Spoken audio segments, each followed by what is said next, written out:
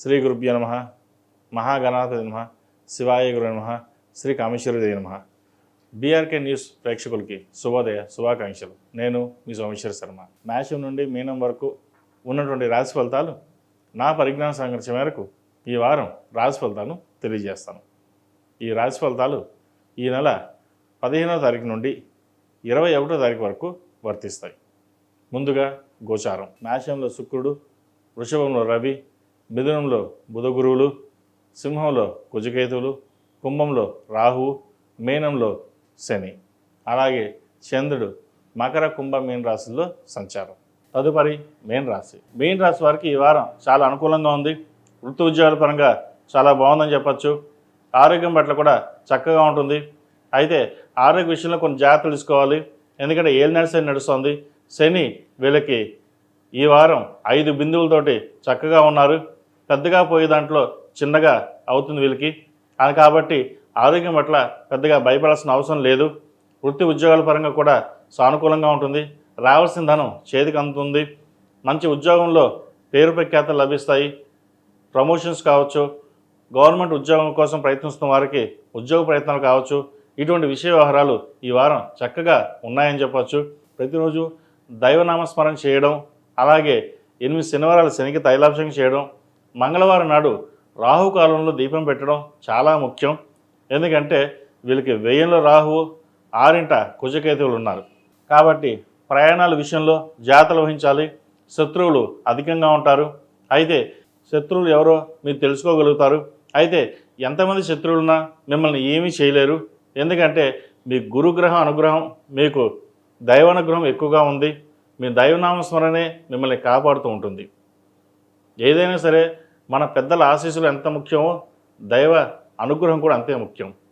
ప్రతిరోజు ప్రతినిత్యం ఓం నమః శివాయతో దీపారాయణ చేయడం, శివనామ స్మరణ చేయడం, కుదిరితే ప్రతిరోజు ఇంట్లో రుద్రాభిషేకం చేసుకోవడం. ఒకవేళ అభిషేకం అంటే ఒక 108 సార్లు అష్టోత్తరంతో శివుడికి నీళ్లు పోసినా చాలు, పరమేశ్వర అనుగ్రహం కలుగుతుంది. ఈ 45 రోజులు ప్రతిరోజు శివనామ స్మరణ చేయండి. కుదిరితే అభిషేకం చేయండి. మంగళవారం నాడు, శుక్రవారం నాడు అమ్మవారికి కుంకుమార్చన చేయండి. తద్వారా మంచి ఫలితాలు సంప్రాప్తిస్తాయి. శత్రువులు కూడా మిత్రులుగా అయ్యే అవకాశం గోచరిస్తోంది. కోర్టు వ్యవహారాలు ఏవైతే ఉన్నాయో సానుకూలపడతాయి. అలాగే భూ క్రయ విక్రయాలకు సంబంధించిన విషయ వ్యవహారాలు ఎప్పటి నుంచో పెండింగ్లో ఏవైతే ఉన్నాయో అది ఈ వారం సమస్య పోయే అవకాశం గోచరిస్తోంది. అవి సానుకూలపడే విధంగా గోచారం గోచరిస్తోంది. అదేవిధంగా సంతానం యొక్క అభివృద్ధి బాగుంటుంది. అయితే సంతానం ఆరోగ్యం పట్ల కొన్ని జాగ్రత్తలు తీసుకోవాలి. ఎడ్యుకేషన్ పరంగా కావచ్చు, ఆరోగ్యపరంగా కావచ్చు. సోషల్ మీడియాకి దూరంగా ఉంచడం చెప్పదగిన సూచన. ఇప్పుడున్న పరిస్థితుల్లో సోషల్ మీడియా చాలా దగ్గరగా ఉంది. వాటి వల్లే కమ్యూనికేషన్స్ దెబ్బతింటున్నాయి. ఇంట్లో తల్లిదండ్రులు పిల్లలు కూర్చుని మాట్లాడుకునే దిశగా ఏదీ లేకుండా పోయింది. కాబట్టి ఇటువంటి విషయ వ్యవహారాల్లో మీరే దగ్గరుండి చూసుకోవడం చెప్పదగినది. పిల్లలు ఏం చేస్తున్నారు, చదువుతున్నారా, లేదా సోషల్ మీడియాకి దగ్గరగా అవుతున్నారా, లేదా ఫ్రెండ్స్కి దూరంగా దగ్గర అవుతున్నారా, ఇటువంటి విషయ వ్యవహారాలు మీరే దగ్గరుండి చూసుకోవడం చెప్పదగినది. అదేవిధంగా విద్యార్థులకు మంచి అవకాశాలు కలిసి వస్తాయి.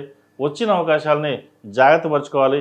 దుర్వ్యసనాలకు దూరంగా ఉండడం, స్నేహితులకి దూరంగా ఉండడం చెప్పదగినది. ఎవరు మంచో ఎవరు చెడో గ్రహించి వాళ్ళని పక్కన పెట్టినట్లయితే మీరు భవిష్యత్తు బాగుంటుంది.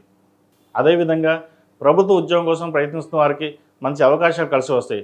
వచ్చిన అవకాశాలు జాగ్రత్త పరచుకోండి. కుటుంబ పరంగా కూడా చక్కగా ఉంది. జీవిత భాగస్వామి సలహాలు సూచనలు తప్పకుండా పాటించండి.